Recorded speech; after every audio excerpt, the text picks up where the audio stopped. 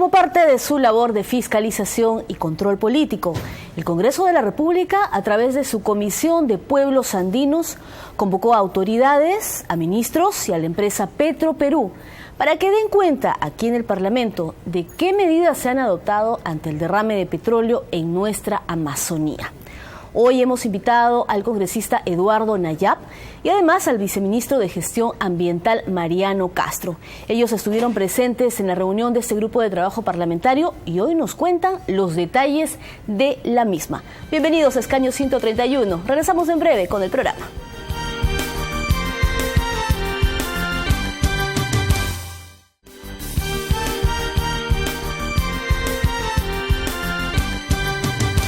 Estamos en Escaño 131, le damos la bienvenida al congresista Eduardo Nayab, quien además es representante de Amazonas. Hoy estamos viendo cuáles son las consecuencias del derrame de petróleo en nuestra Amazonía. Congresista, muchas gracias por estar aquí, muchas gracias por compartir con nosotros lo que ha sido esta sesión, maratónica sesión, con los representantes de Petroperú, de ministerios involucrados en este tema que por supuesto nos preocupa, el derrame de petróleo en nuestra Amazonía.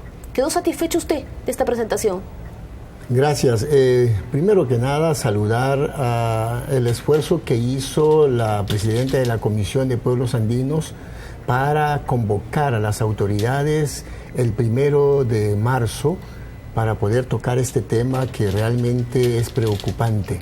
El derrame se dio desde el 25 de enero y ya hemos llegado a marzo y todavía estamos pendientes de que la atención se dé con toda la prioridad y toda la importancia que se debe de dar a una situación de emergencia como es el derrame de petróleo. Entonces, yo le decía, ¿quedó satisfecho con las explicaciones, con el testimonio brindado, en este caso, por el presidente del directorio de Petroperú?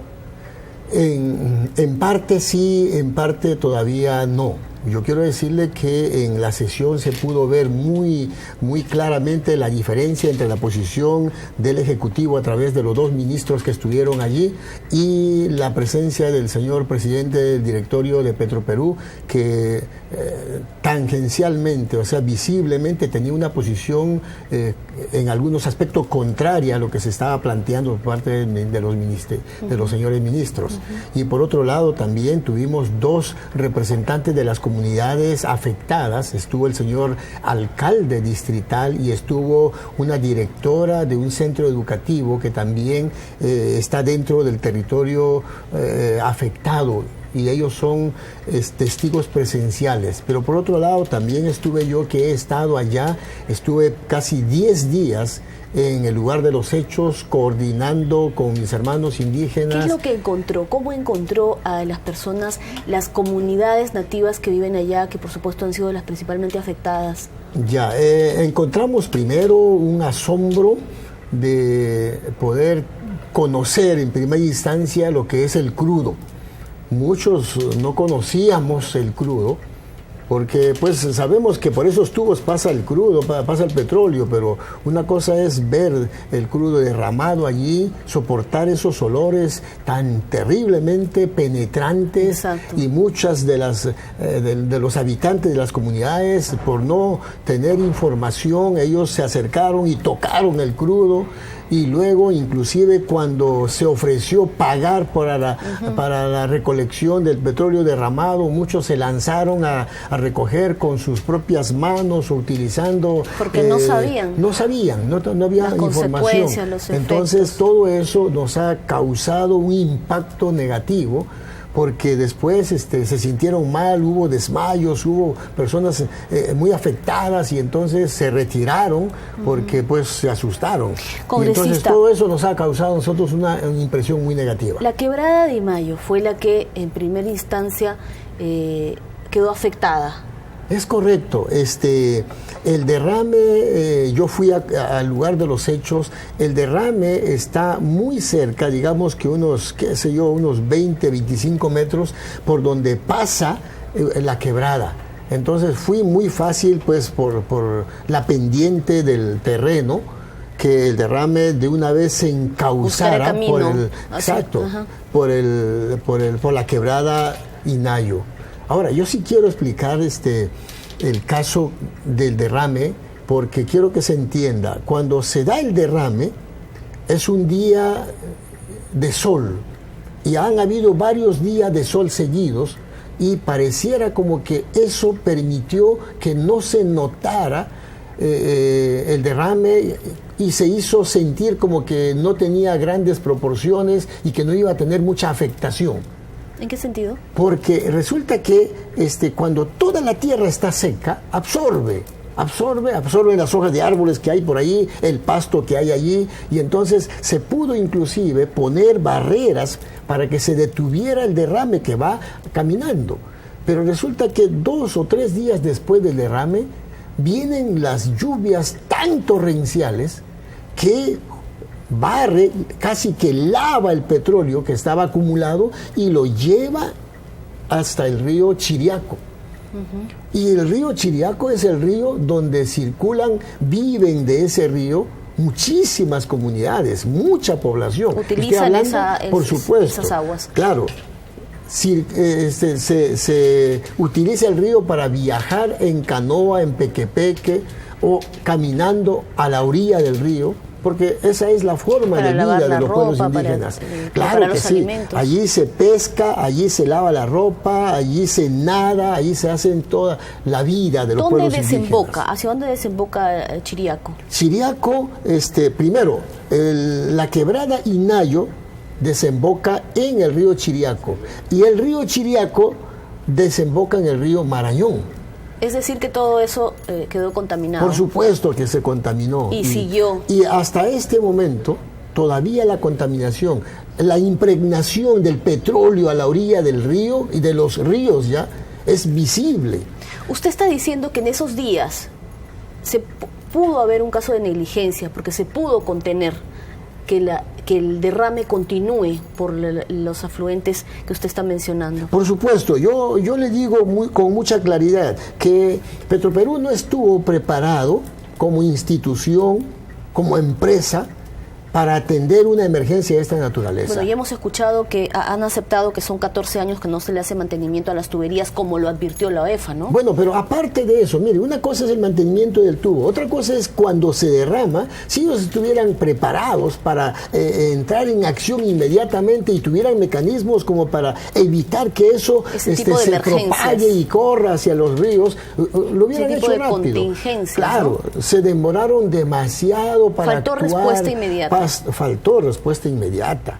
No tenían personal. Imagínense que por eso es que ellos invitan a los pobladores a unirse en la recolección del petróleo derramado. ¿Por qué no tienen gente capacitada? Exacto. Inclusive de las mismas población, ¿no? Allí los hubieran capacitado. Debe haber una capacitación constante para que en caso de emergencia estén preparados para actuar, pero no lo hacen. Pues. Exacto, congresista. Lo cierto es que Petroperú ha dicho que ha contratado a una empresa finlandesa que tiene mucha experiencia en este tipo de remediar este tipo de derrames. Además, bueno, ha aceptado que faltaba mantenimiento al oleoducto en sí, bueno, una serie de explicaciones. Lo cierto es que nuestro país vive de esto. Tenemos el gas de Camisea, tenemos otras inversiones.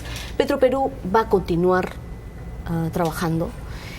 ¿Cómo podemos prever ya de aquí en adelante que no vuelva a suceder? No es el único derrame que ha sucedido. Ha habido anteriores y bueno, Dios no quiera, pero podría suceder en cualquier momento. Usted habla de algo muy importante, que es la prevención y que es el poder tener acciones inmediatas ante este tipo de contingencias. Claro, hay que analizar con detenimiento, de manera científica, los años de vida de los tubos que están puestos allí desde hace más de 44 años, creo, 43 años por ahí. Uh-huh.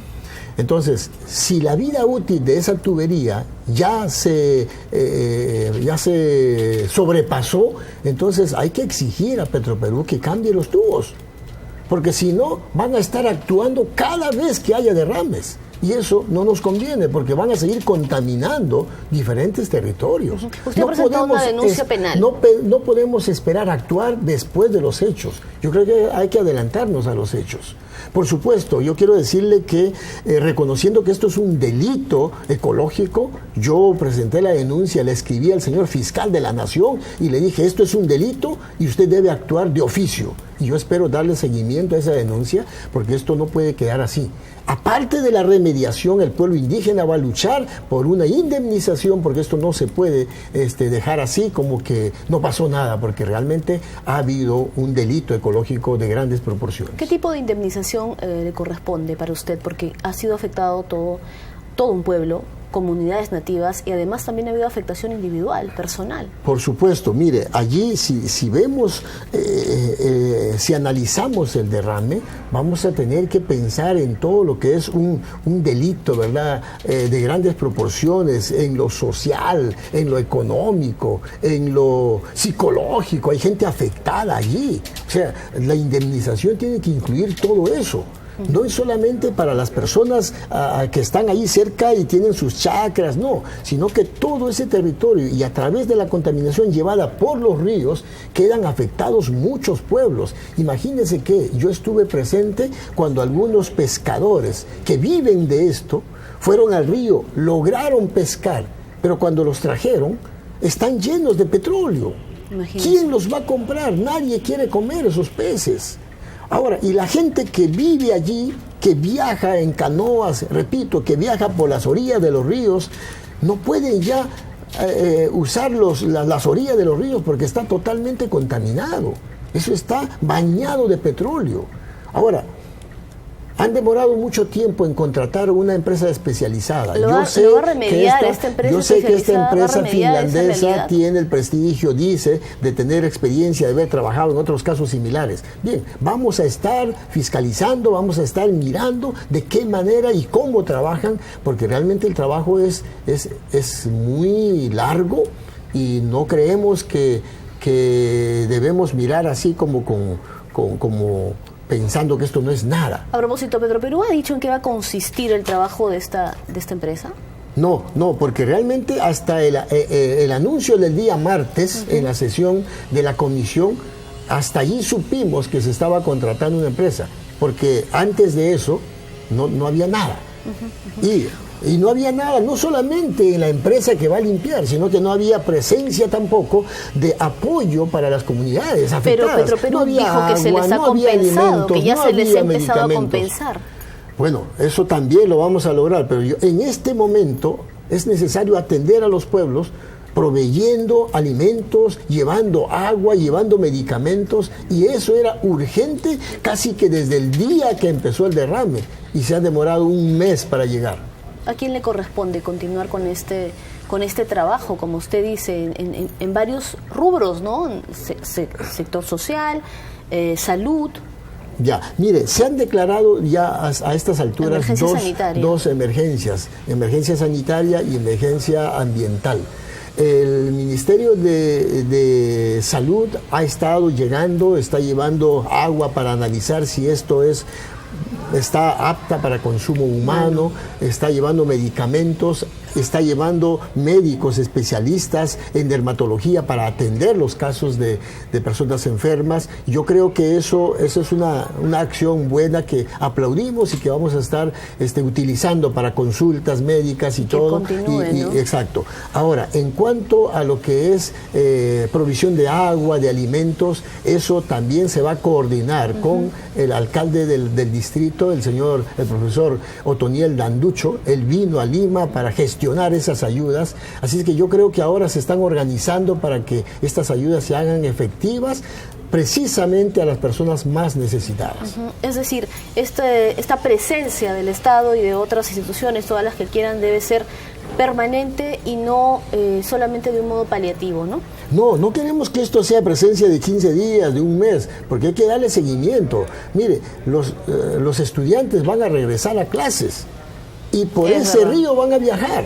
Y lo decía la por profesora esos de Fe y caminos Alegría, van a ¿no? transitar, Colegio, exacto. Sí. Y fíjese que allí necesitamos que la atención sea integral, que sea multisectorial. Nosotros no queremos estar conversando con un sector hoy, con otro sector mañana, sino queremos entendernos con una sola persona que unifique el criterio de todo el Ejecutivo. Y nos han dicho que ese va a ser el viceministro de Salud, el doctor Percy Minaya, y con él vamos a estar coordinando. Muy bien. Congresista, definitivamente hay que hacerle seguimiento a este problema, a esta problemática, como lo repito, es preocupación, por supuesto, tendría que ser preocupación de todos los peruanos. Muchas gracias por haber compartido con nosotros en este escaño 131, hasta cualquier momento.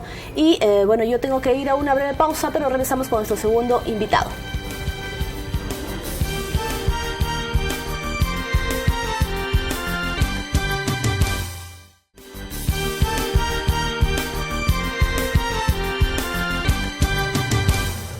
Estamos de regreso, esto es Escaño 131 y quiero dar la bienvenida rápidamente al viceministro de Gestión Ambiental del Ministerio del Ambiente, Mariano Castro, quien gentilmente hoy está con nosotros para conversar sobre esta problemática y preocupación por el derrame de petróleo en la Amazonía. ¿Cómo está? Muchas gracias. Sabemos que, ha asistido usted y otras entidades del Estado involucradas en este tema a la Comisión de Pueblos Andinos, Medio Ambiente y Ecología del Congreso, precisamente para tratar de ver qué tanto se ha avanzado, qué medidas se han adoptado, pasado ya el mes de sucedido el derrame en la Amazonía. Sí, la reunión ha sido muy importante porque tanto el sector ambiente, el sector energía y minas y otros sectores hemos compartido con los congresistas las acciones que se han venido realizando desde las 24 horas de ocurrido el primer derrame. El organismo de evaluación y fiscalización ambiental, dentro de su rol de control ambiental, ha estado presente desde el primer día en las zonas, señalando las medidas correctivas y exigencia de aplicación de las medidas de contingencia. Hay una serie de medidas que se han venido adoptando. Una primera, evitar que siga la fuga de petróleo. Eso finalmente se logró controlar y efectivamente ha permitido efectivamente que el daño no se expanda. El petróleo que salió del ducto, que había dos zonas, la zona de Imasa y la zona de Morona, una primero en Amazonas y la siguiente en Loreto. Y las dos tienen características distintas. Entonces, en el caso de Imasa, está en una zona cuya pendiente ocasionó a su vez que llegara al río Chiriaco. Y la segunda, en Morona, es prácticamente Cela Virgen, es una zona donde es un aguajal, en donde efectivamente igualmente había una afectación grave. Y en ambas zonas, el control en la primera etapa de efectos de evitar que continúe la fuga se dio. Ya se dio, se tiene que ver con la aplicación del plan de contingencia. La segunda etapa tiene que ver con la recuperación del petróleo que ha afectado el suelo, ha afectado el agua, ha afectado las especies hidrobiológicas. Y la salud también, ¿no? Y la salud, finalmente. ¿De más o menos cuántas personas tiene el estimado que se tiene son de 700 familias. ¿De qué zonas? De ambas zonas. Permítame, lo cierto es que la OEFA ya en el caso de Morona, son 16 comunidades que están ya establecidas en el estado nativas de emergencia, dictado ya, está habilitando ya la ejecución de una serie de medidas adicionales para atender el tema social, alimentación, agua, educación, salud. Así como también el tema ambiental, que es lo que también tiene que ver con la recuperación y rehabilitación ambiental. Le decía yo que la OEFA desde el primer momento emitió ya un comunicado donde se concluía pues que lo que había sucedido es que se había roto una parte del ducto, que el Petroperú no cumplió con uno de sus compromisos de Supama y que obviamente pues ahí había habido una culpabilidad, una responsabilidad.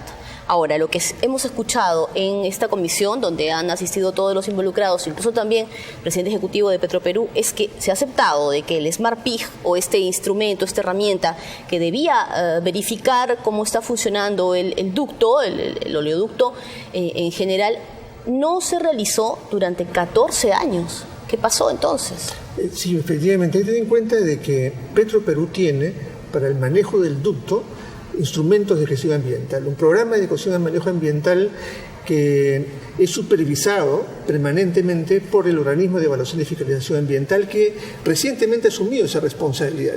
Entonces, es la OEFA, que forma parte del sector ambiente, al cual se ha fortalecido para que ejerza en el terreno permanentemente ese rol, realizó acciones preventivas para verificar el cumplimiento de las obligaciones de Petroperú, las cuales fueron comunicadas a Petroperú de acuerdo a los procesos y procedimientos respectivos. El incumplimiento de esas medidas han dado lugar a un proceso administrativo sancionador.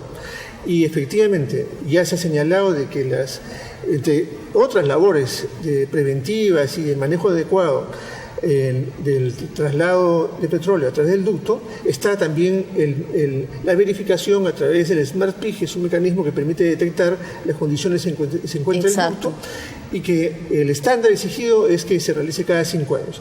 Ya se ha establecido que en este caso además debe desarrollarse su aplicación cada 2 años, de tal manera de que dar la seguridad de que las labores de mantenimiento del ducto se realicen de forma adecuada. Y ya el propio Ministerio de Ambiente también ha señalado la necesidad de que se realice una renovación de las partes que así lo requieren.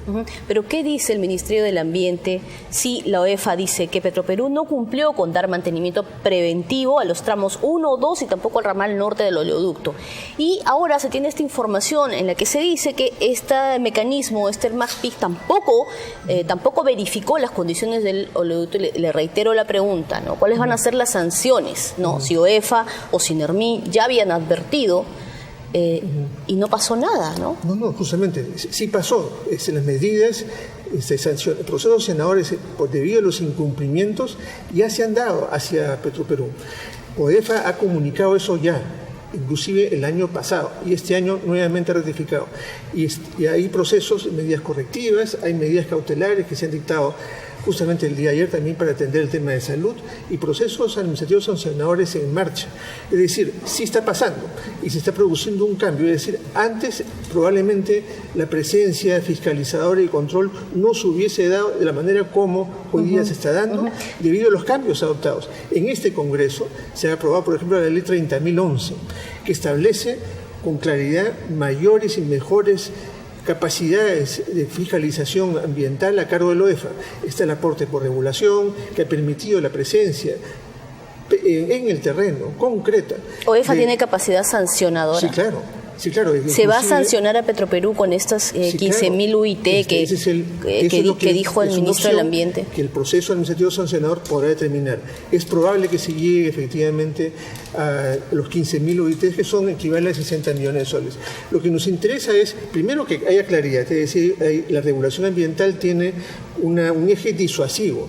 Aquel que incumpla aquellas medidas preventivas y de debida diligencia respecto a sus operaciones está sujeto a sanción. Nos interesa que no haya daños, por eso ese énfasis en lo preventivo. Pero ocurrido una falla, una negligencia o una irresponsabilidad, se aplica, y si se afecta a la salud y se daña el ambiente, efectivamente se aplica todos los mecanismos sancionadores. En eso está, y efectivamente aquí hay 600 familias afectadas. Exacto. Petroperú ha reconocido su responsabilidad. Es un tema muy sensible y que efectivamente rechazamos, pero la respuesta que se necesita es, primero lo social, atender a la gente, y luego efectivamente contener y rehabilitar ambientalmente, porque es el medio de vida de la gente. Para algunos, y en eso algunos especialistas señalan que podrían ser medidas que están adoptando simplemente paliativas.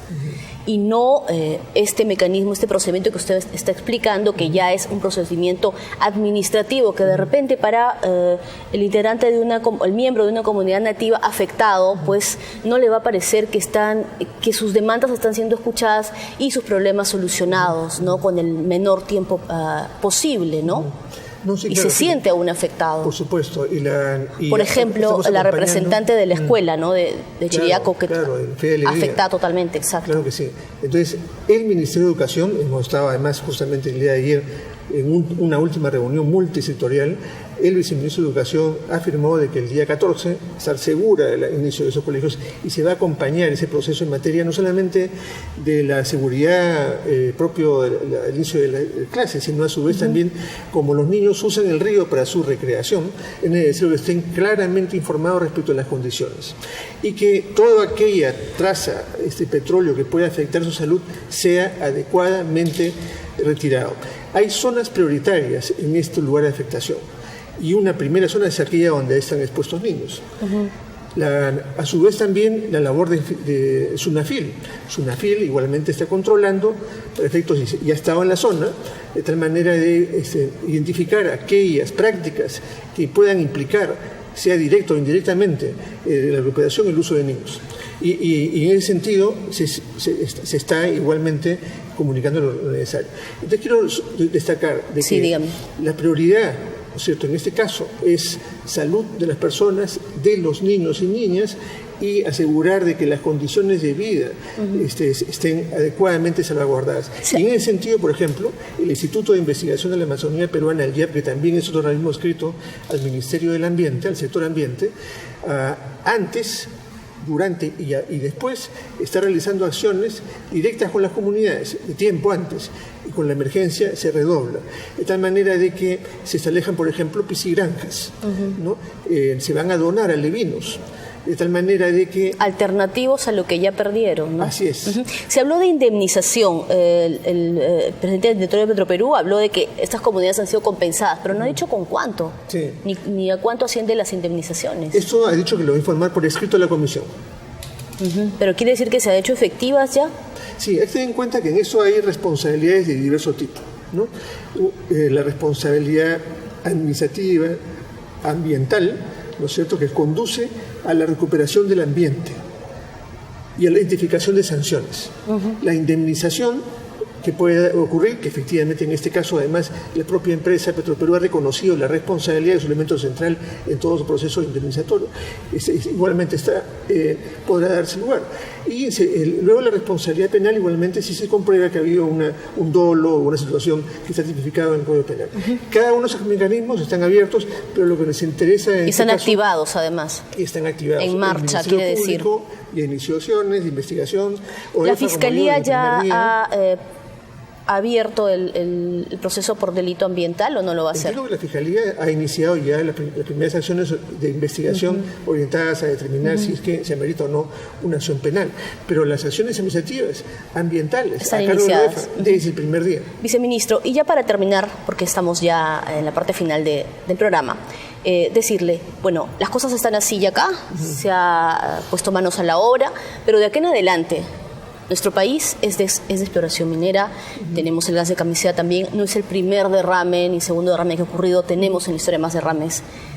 ¿Qué previsiones? Muy buena pregunta, porque efectivamente lo que necesitamos es garantizar derechos, garantizar inversión sostenible, amigable con el ambiente y con la sociedad, y en ese sentido se han adoptado decisiones muy relevantes y que veremos sus resultados ya desde hoy, pero próximamente con más fuerza. La creación del SENACE, entidad adscrita al Ministerio de Ambiente encargada de revisar las evaluaciones de impacto ambiental en los proyectos de inversión. Este ducto, que tiene 40 años, se ejecutó sin estudio de impacto ambiental, ¿no? Luego, por esa razón es que aparece un PAMA, un programa de negociación para efectos de adecuar su operación, que se realizó con estándares altos. No hay que tampoco desconocer esa obra de infraestructura que se realizó, pero requerimos efectivamente que tenga todos los planes de manejo de riesgos en aquellas zonas en donde efectivamente un deslizamiento de tierra por lluvias o lo que fuese puede significar una afectación del ducto. Esa zona de riesgo tiene que tener claramente establecidas un plan de contingencia. Por ejemplo, a eso se refiere un plan de manejo ambiental que incluya asuntos de contingencia, que la gente esté preparada, qué hacer, cómo hacer, que la empresa actúe, que el Estado efectiva y oportunamente intervenga. Eso se nace con entonces una experiencia especializada que debe garantizar que los proyectos de inversión solamente serán viables si es que cumplen los estándares ambientales requeridos. Y luego la fiscalización, el cumplimiento de esos instrumentos de gestión ambiental, con el OEFA, el Organismo de Evaluación y Fiscalización Ambiental, que garantiza el cumplimiento de la ley y de los compromisos específicos de cada proyecto de inversión.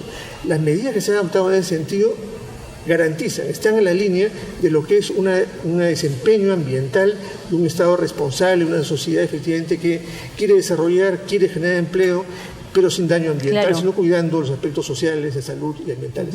En ese camino estamos, y estamos en un momento entonces en donde estas situaciones que son deplorables, puntos de quiebre también, ¿no?, para tomar algunas decisiones. Efectivamente, para ir hacia adelante. No debemos entender que una evaluación ambiental es un trámite más, no, es para garantizar que el proyecto de inversión se va a realizar de forma sostenible. Es la única manera que podemos garantizar. Y no es un trámite, sino es una evaluación, un análisis que agrega valor al proyecto de inversión, garantizando que está realizando las inversiones necesarias y que no va a causar daño al ambiente y a la salud. Este es sustantivo que debemos fortalecer y continuar. Y efectivamente, frente a situaciones como esta, el Estado está presente, va a redoblar efectivamente su actuación multisectorial en materia ambiental, educación, salud, laboral, de seguridad, para efectos de que ese asunto del luto no se repita. Por el bien de todos. Gracias, viceministro. Gracias a usted nuevamente. Muchas gracias. De esta forma, entonces, ponemos punto final a esta edición de Escaño 131. Muchas gracias por su compañía y nos encontramos la próxima semana. Hasta pronto.